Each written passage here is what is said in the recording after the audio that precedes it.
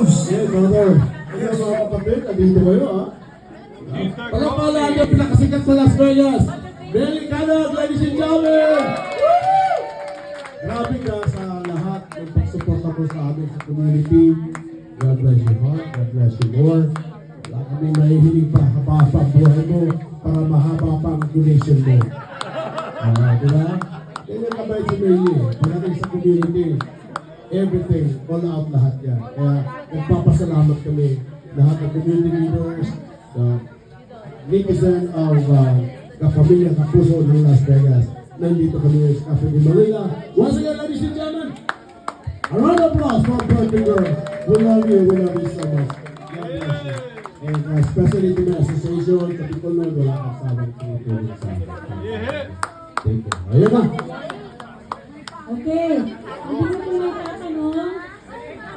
Kapatid ko to, sa pananampalatay kasi natin, siya po ang angkot ko. Ayun, diba?